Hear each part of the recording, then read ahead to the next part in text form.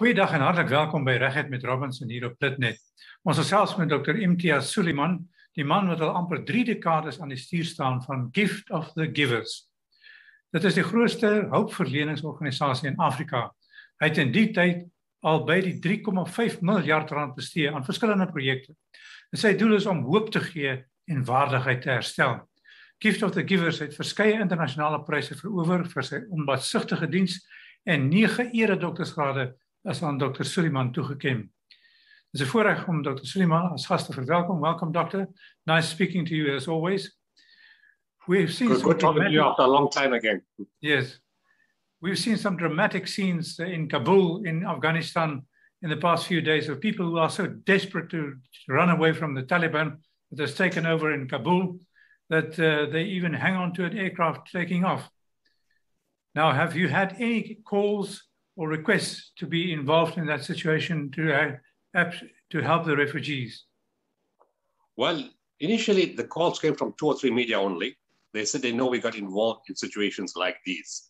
And I made it very clear since COVID started last year, on the 15th of March, that we're not getting involved in any international missions because all our teams are needed in the country, given the great health burden and the challenges in our country. Having said that, I subsequently then got a message from somebody who said there's 16 pilots from some company stuck in Kabul. And after a discussion later on last night, I was told that there are people stuck in various parts of Afghanistan. So I'm talking specifically about South Africans now. And they're not all in Kabul and they need to get to Kabul. And my initial suggestion was, of course, go to Durko and look at getting to Pakistan. And then after a while reflecting on it, I realized, you know what? The guys who got a very good influence on the Taliban and in Afghanistan are the Qatari government.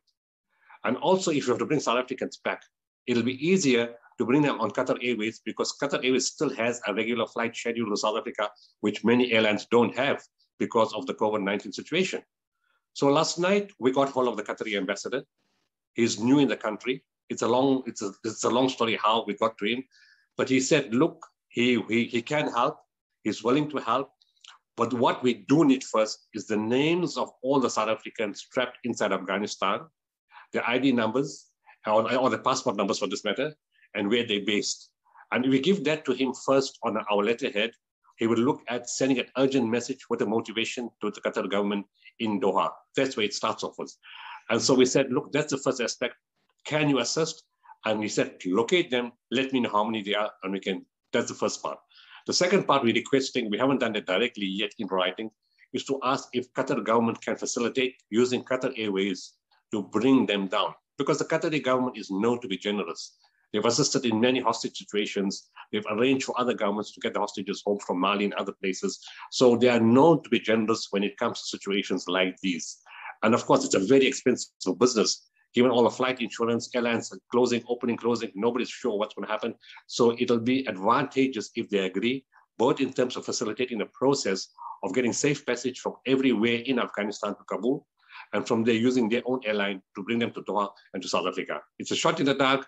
There's no guarantee it will work, but it's something we have opened a dialogue with them last night, but we can't do anything until we have names and passport numbers, and where the people are based in Afghanistan. So we actually need the public to respond to us.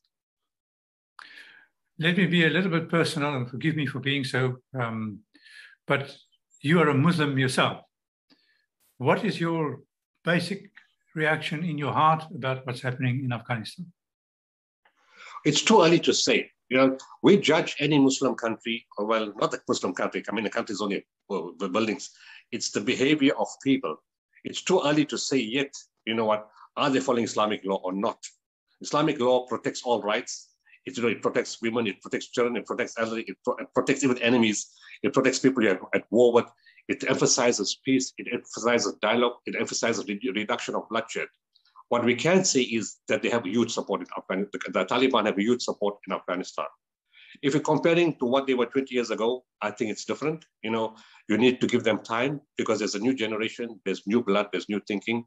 It's too early to say. It may be just now for the media or for the public consumption. When they start implementing their laws, we'll see that then.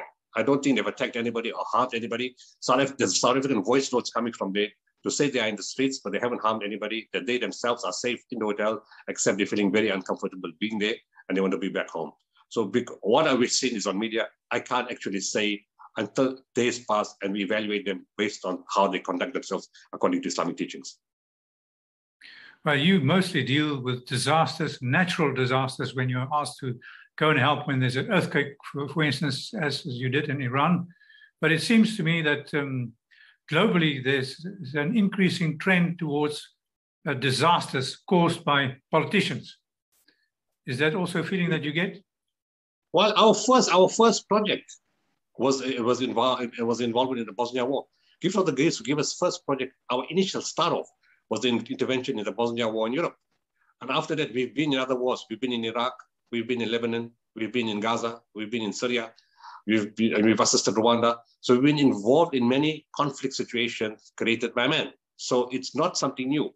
And of course, in recent years, in 2014, we got involved in a hostage situation, getting Yolandi Koki out of Yemen. And we secured Pierre Koki's release. And on the morning of 6 December, the day he was going to come out, he died when the American troops went in, and both he and Luke Summers died. And subsequently, we got involved with Stephen, what's the name? He'll come back to me now, and Johan Gustafsson, Stephen McGowan, and Johan Gustafsson from Sweden. And we have been asked to assist with many other hostage situations by other countries. So it's war situations and hostage situations where the involvement is armed groups, groups with very dangerous, but we've succeeded, in giving advice, assisting governments in getting their people out. And then we had our own experience here in South Africa in the past 2 weeks or so of looting and absolute chaos caused by our own people. And the idea is that perhaps there was something behind it, some political kind of campaign against the current government. Was that your impression as well? Yes, I read it as there was 4 elements involved in this campaign. Number one, those were the pro-Zuma supporters. And I mean, everybody has a right to be pro-somebody. I have no issue with that. The issue I had was, when you take it further, there were looters. But of course, if you look at it, many of them were very ordinary people, not violent, not dangerous. If you see them going to the shops and coming out, a lot of them greeted you. They came out with a packet of chicken or some tin fish or whatever, and they took their kids with them. Students went in.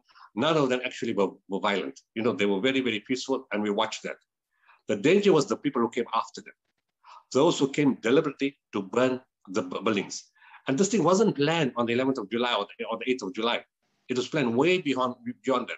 Because once meeting people and speaking to companies, we realized they targeted specific warehouses in specific places and left the other ones behind.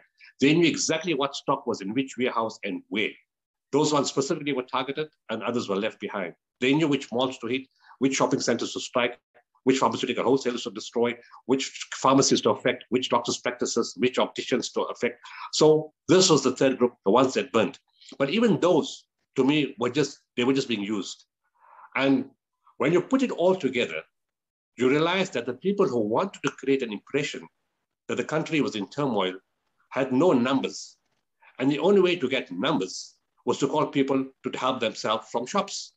And when you do that, and when people are in a poverty-stricken situation, although many of those who looted were not in a poverty situation, because of so many Kumbis and Buckys and Mercedes and BMWs to come, means more stuff was taken by those who were more well-off than those who were less well-off.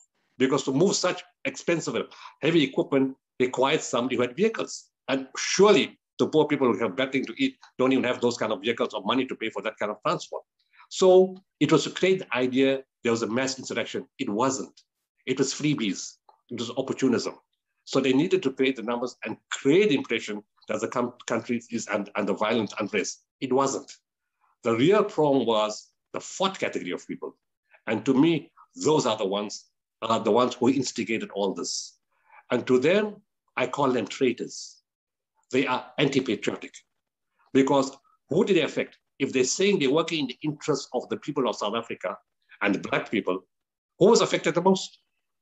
So many Black centers were affected. 45 Black opticians were affected. It's so hard to put one Black child through university. It's a lot of sacrifice. coming to the rural areas, putting them to a school. They speak the vernacular language or the ethnic language. They come to university. It's English-based medium. It's difficult to understand what's being said in English because we haven't learned. It's not that it's short of capacity. The language is a problem. If I study in an English medium school and go to a Zulu university, I'll have the same problem. I want to understand what they're talking about. And I won't be able to grasp what's being taught. And under all those circumstances, these kids became optometrists. And then, worst of all, doctors and nurses cannot get to public hospitals. Now, who are the main patients in public hospitals? They're Black. So actually, you are responsible for making sure that Black people in hospitals are not getting oxygen. And I would call the hospital to say, we have a problem getting oxygen to our people. We cannot feed them. We cannot get medicines to them. We have 2 nurses, 2 doctors in the whole ward. There's no food for the patients. So you actually stop people from getting help. And I'm sure many died in hospitals because they could not get oxygen and they couldn't get care. And in ICU, there was not enough people to take care of them. You harm the people that you said you're supporting. You destroyed the areas where people could buy food from. Now, they have to pay a much higher price and take fuel and go out to buy from somewhere else because the shops and the food is not available. And so it costs far more for people who are already in difficulty. You've destroyed practices and optometry practice of Black professionals. And you burn a pharmaceutical manufacturing plant. Those medicines benefit people, Black people and all people of all race groups. You're affecting pharmacies. For example, a pharmacy was affected in Dalton.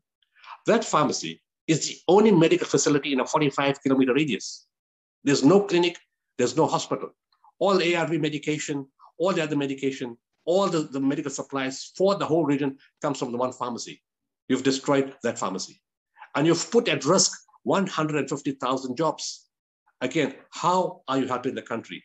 Any person who does that is surely a traitor. And then somebody who promotes racial violence to cause disturbance to get the end, obviously is harming the country. That cannot be a patriot. Patriots make peace. They make dialogue. They build the country. They fix things. They look at the welfare of everyone else in the country. They don't cause destruction, harm, and incite death and clashes. Are you happy with the response by the government to the situation there? No. It was a spectacular failure on the part of government. You had, first of all, to me it shows that we have unintelligent services. How can anybody not know that this was taking place when down the road, where my old practice was, the area said there was a lot of movement in the area where they were living. And people told them soon, we're going to be having a lot of stuff, a lot of goods in our houses. And they asked when. And they said in a few weeks' time, we're going to be getting a lot of stuff from all. So the word was already out that something was taking place. If only people in the streets knew this, how come the intelligence services didn't know that? And then let's go one step further. If you knew you were going to incarcerate or take into custody, an ex-president with so much of support, and I want to make it clear, I'm not saying that Zuma is behind all this kind, and I want to speak something about that also, that you're saying that an ex-president, he's going to be taken, he's got support. You want to take him away. When you're going to do that, don't you think there's going to be a reaction and there's going to be a disturbance? Shouldn't you be preparing for it to make sure that you bring about stability and make sure it's taken in a decent way so there's no friction? To his credit, he went, peacefully. Had Zuma resisted, there could have been a big fight and a bloodbath there. But was the security forces ready? Did they deploy troops? Did they deploy SCPS? No, they didn't do that. And go one stage further. If you know you're going to have unrest, how come your SCPS are not well armed? They don't have enough weapons. They don't have enough bullets. They don't have enough functioning vehicles. What kind of planning are you doing to deal with not only this situation, but any other situation? And then you act so many days later, you send the military in after the shops are destroyed. We're coming from an economy that's totally destroyed by COVID-19. And even before that, we already downgraded our status. We almost need junk status. So we need everything to preserve the economy. What kind of a message are you sending to the world? That the government of this country is incapable of providing peace and stability and it sits on the sidelines while shopping centers and 40,000 businesses are affected at a time when we cannot afford to lose 50 billion rand. It's like taking government money and buying 50 billion rand of firecrackers and burning it. That's exactly what has happened. And you have showed no foresight in dealing with this. And then you have internal conflict between your ministers. It shows you don't know what's going on as a government. It's truly, I mean, it has caused such a lot of disillusionment among all sectors of society. And I mean all colors, not a specific race, all colors, because everybody is equally affected. I said about Zuma, we must make sure that we're very clear about what we say. We can't say that Zuma is behind this. And I say that not to defend him. I know Zuma personally. I've met him on many occasions. What I do know about him, and maybe I made a big misjudgment, but what I do know about him, that he won't want to spill blood in his name, that he won't want to harm citizens in this country in his name, and he won't want to harm, the country as a whole in his name.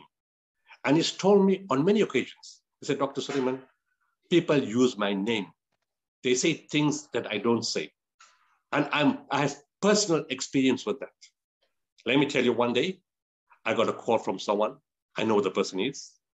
And the person said, the president says, don't feed the people in Marikana. Don't feed the people in Marikana, and they will stop fighting or they'll stop protesting, they will get hungry. So I said, the president knows my number. Tell him to call me himself. I want to hear that from his mouth. That never happened. And whenever I was with him, he always said, President Zuma hasn't brought you anything. The South African government hasn't brought you anything. The ANC hasn't brought you anything. The Ward Council hasn't brought you anything.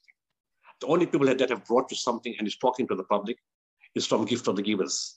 So please don't thank Zuma, don't thank the ANC, and don't thank the South African government. Thank Gift of the Givers and their donors. Wherever you went, you always saw goodwill with him.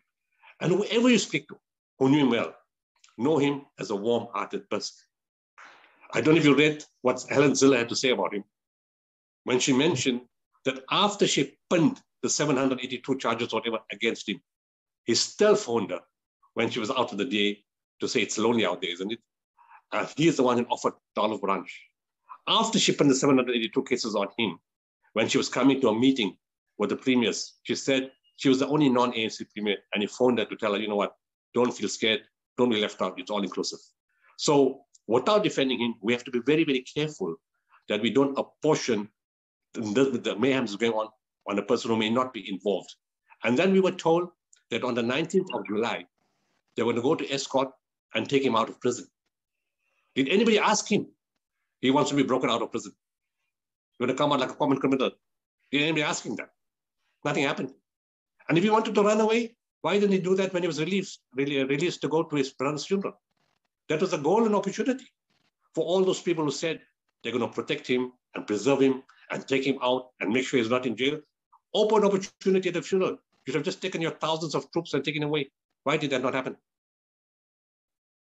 To what extent are you still involved in the aftermath of all this looting and drama that we've seen in KwaZulu-Natal and Gauteng? We're on all the time. We haven't stopped from the first day. It happened on the 11th. In us, it happened actually where I am. That same night on the 11th of July, the Brookside Checkers, which is less than 2 kilometers from where I live, was started. The disruption started there. And strangely enough, that's another thing. When I was there that afternoon, I was there on the 11th of July on Sunday afternoon in the same Checkers. And the guys are coming to tell me, we're closing early today. Now, I thought they were closing because of curfew, not striking me that curfew is only 10 o'clock. And the mall normally closes at 4 or 5 o'clock on a Sunday. So I said they're closing a little early today. It didn't strike me. I was relating that to COVID-19. And the guy from the Vodacom shop told me, we're removing all our cell phones. That he told me afterwards, not the same day. And they knew already that something was going to happen. How come again ordinary citizens knew, but the government didn't know? So that day when it happened, the next day already, we were involved. Well, on Monday still there was not much drama. But on Tuesday, on the 13th, we started getting calls from a lot of people wanting milk for their children. And then the calls came, simple things like bread and milk. So by the 13th already, we were rolling out bread and milk. And by the 14th, when we got calls from hospitals to say we've got very few staff here, our doctors are worried that if something is made available and some shops are available, how can they purchase items? So we said, okay, we'll make that available to them. And we started rolling out food parcels to healthcare workers. And then hospitals called and they said, like I said in the beginning, there's no food for patients. So we started rolling out food to patients. So it was bread and milk, food parcels to healthcare workers, paramedics, frontline health workers, and then the food parcels to areas that were affected. And we started going far out, all over KZN. But we had to change our system. Normally, we pack the food parcels ourselves, we load the trucks ourselves, we take it to the area ourselves, and we deliver it ourselves. Now you've got a province that's affected in every corner of the province. If you're going to do that yourselves, you know how long it's going to take to get food to people who are hungry. So we changed the system. Because we've got a fantastic network and people that we know all over the ground, people said, look, I got a truck. We say, okay, come, fetch the food parcel, fetch the items. Can you package it yourself and get to the people who need it most? They say, we know exactly what to do, where to do, and who to give it to. So people who got trucks came and picked up the food parcels. Other people said, we'll deliver it to you. Do you have volunteers or warehouse spacing to make the food parcels yourself? They said, yes, we got enough people. Send it to Ishawi, for example. We've got a big warehouse, and we know so many different communities in different areas. We'll deliver it ourselves. So to increase the speed of distribution and delivery, also at the beginning, the problem was there was not enough fuel. My staff couldn't come to work. So 4 or 5 people only were doing the food parcels using small vehicles. You were scared still you may be a target to be attacked, for your vehicle or your warehouse. So you have to be circumspect in the beginning. But soon, after the 4th day, we took out all our trucks, all our staff came, and the supplies, fortunately, were available in KZN. We didn't have to bring anything from outside KZN. Everything was available locally. And from that day up till today, we've carried on delivering both in KZN to a less extent Gauteng, because Gauteng has not been that much affected compared to what has happened in our part of the world. And we've already reached close to 30,000 food parcels distribution. Besides, in addition to that, it was the hospitals, the healthcare workers, the paramedics, and then institutions, old age home, orphanages, home for the physically and mentally challenged. They were in trouble even before all this started. What COVID-19, their funding had already started decreasing substantially. So they were already hungry. They were already in difficulty. So we made it a policy to start rolling out support in bulk to all these institutions. And the next phase while doing these things is to support businesses that have collapsed, to put them back in business. And I'll give you one example. The first one we done was a pharmacy in Phoenix. Asked the guy, what do you need? He said, look, other people need more than me. I'm going to take my savings, family and friends. But if you give me between 10 and 20,000, I'm sure I'll be able to start. Everything was destroyed. He said, look, I'll get insurance. I said, when? He said, probably 2 months' time. So I said, how many staff you have? He says, 14. So he said, if I start in 2 months' time, it means 14 people will be without income and himself and his family without income. I gave him basically 25,000 rand. And a week later, his pharmacy was open. 14 people were in business and in working already, and it has started. In Mzinto, a lady who sells clothes, we gave her some new stock, and she's back in business. The pharmacy in Dalton, I spoke to you about, we've given it to some other companies who want to look at it to see how they can put a pharmacy back on its feet. Now, we're also renovating Professor Glenda Gray's Kliptown Clinic in Johannesburg. In Kliptown, it was affected. It's a research center, it's a clinic. My teams are on site right now, upgrading that clinic for Professor Glenda Gray, as well as putting in new equipment. And hopefully by Monday, that should be fully functional. There's a home for the physically and mentally challenged in Verulam that was severely destroyed. We're sending teams in and supporting them with equipment. Not only us, there are other people also supporting it to put them back on their feet.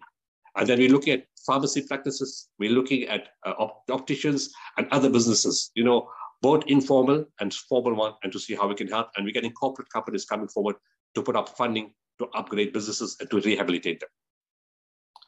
Doctor, you are involved in this line of disaster right at the end. After the event, you get involved. So the problem where it starts is not really dealt with by you, rightly so, because you have a different task on your hands. But nevertheless, if you had the opportunity to make a difference, to make a suggestion of what should happen in terms of that political interaction in our country to actually alleviate some of these problems before we get to disasters. Social cohesion is very important in our country. Right now, what is the main issue? It's economics. The fact that some people have and some people don't have. And also when you have a political party that's running a country and that's got instability within itself, it starts there. A lot of plans. Look, the government's got fantastic policies. They've got a fantastic constitution. They've got grand ideas. But implementation is the big problem. And implementation is affected both at political party level, before it comes to government level, and of course, after ministerial level, there's conflict blow down with the civil servants. Where there's so many decision makers that there's conflict between directors, between director generals, between people in different departments that work together. Like for COVID-19, why didn't we have a centralized disaster facility that overrides health, water, trade, everything associated with the economy and health with COVID-19? We have different departments pulling in different directions. And I'll give you one classical example. So to answer your question, we have to have stability within the party itself. And a lot of this fear, unfortunately, is related to ego. It's related to ego, it's related to greed, it's related to personal benefit. There's no altruism, and there's a lack of spirituality, morality, and ethics. All that we are suffering in government and outside the government. It's not restricted to government. It's in the corporate world also. When we talk about corruption, you can only get corrupted in government if someone from outside comes to offer you that corruption. It's not merely you corrupting yourself. And we've seen what has happened over what big companies, getting involved in government corruption. It doesn't come from government itself. So there's an intrinsic deficiency in spirituality, in morality, in ethics, in faith. And these are the things, if you address, you will see a difference. And a lot of that has come to the surface in the last 2 years since COVID-19 and what has happened now. And a lot of people are mentioning the same things. They want to have more experience with spirituality and how to bring about changes in character and personality and in behavior. So these are things where political parties have to look not at them, because you come to the government for two reasons, either to benefit the country or benefit yourself. Right now, it looks like most of them are in to benefit themselves, not the country. So you need to be sure why you're going into power. That's a very important, to me. I was coming back to what I told you about conflict. Now, the Department of Trade and Industry, Minister Ibrahim Patel, last year, says the country needs ventilators because we know there's a shortage worldwide. So what can South Africa do for its science and its technology? The National Ventilator Group is formed. They got engineers from all skills, and the SKA people, the telescope people, they get involved. They get 96 proposals. They whittle it down to 6. From the proposals, they design a phenomenal machine, the CPAP machine, which is most practical, most suited to our environment. CSIR manufactures these machines. SAPRA registers them and authorizes them to be used for a limited temporary period on South African patients, specifically for COVID-19 for oxygen supply. Solidarity Fund pays for them. 20,000 machines, 12,500 each, 250 million there. Taxpayers' money, South African money, well spent. No issue with that. Machines are good, required for the country. Everybody did a good job. And then after that, the drama starts. The National Ventilator Group calls and says, we can't get these machines into government hospitals. I said, I don't understand. Didn't the government authorize production of this machine? They said, yes. But we can't bypass the health system or work with the health system. We are being obstructed to get these machines into government hospitals. It was the peak of the second wave. People were dying in the car park, in casualty, on the farms, in their cars, in their homes. On the wards, they were just dying. There was not enough oxygen delivery devices, and there was not enough oxygen. I said, give them to me. They gave us 2,500. In 10 days, we distributed 2,500 machines to several hospitals in 6 provinces. And I said, I'm not waiting for anybody's permission. We're going to do it. And 2 days later, we started getting the calls. For the first time this weekend, we didn't count any bodies. We've saved so many lives. Where were these machines? Why were they not brought to us? One government department couldn't get into another government department. Doctor, what are the goals that you still wish that you can actually attain? I like to see a stage where we don't have to help people in terms of poverty. I like to see a stage where everything's sustainable, where people are self-functioning, where we use money for development. I like to see all the hospitals in South Africa upgraded. Because sometimes when people go to there, the buildings look, when you look at it, you think, am I going to get better here? Psychologically, it's a problem. I would love to see all the hospitals, government, corporates, international donors getting together, and we're busy with that right now. We are upgrading hospitals as best we can. We are upgrading schools as best we can. We're putting up boards in farming areas to save the sheep, to help the economy, so farm workers can go back to work. You can generate economy. You can help the GDP 18%. So more boreholes, more fodder, more enriched pellets, sanitation at schools, more counseling services are required, paying for more doctors and pharmacists and nurses to study. And right now, the need of the hour is psychologists. There's trauma in every way, with the looting, with the COVID-19, with the economy, with job losses. And universities, out of 300 candidates, take 8 people for counseling psychologists, or 8 people for clinical psychologists. I don't understand the logic. Universities should be churning out students that are required for the needs of the country. You can't have 300 students and take only 8 or 10 people and say you become psychologists when there's a huge need in the country for psychologists right now. There's job creation. That's essential service. We put people to research and they study and they study and they study. And afterwards they come out from there with all that money spent and there's no job because it's irrelevant study. We need to relook at what's required by the country and fund those kind of things. So that when people, right now, we need doctors, we need nurses, we need dietitians, we need physios, we need paramedics, and we need psychologists. You don't need rocket science. It's a ready job to walk into. The government's been prepared to fund that and give the job. There's 40,000 posts that are not filled in hospitals. And then municipalities are totally underskilled. All the skill has left in municipalities.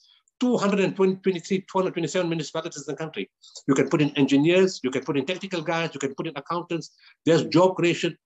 You'll spend money, but in the long run, you'll save a lot of money on infrastructure, on accounts, on governance, on corruption. You'll actually save much more money than you spend.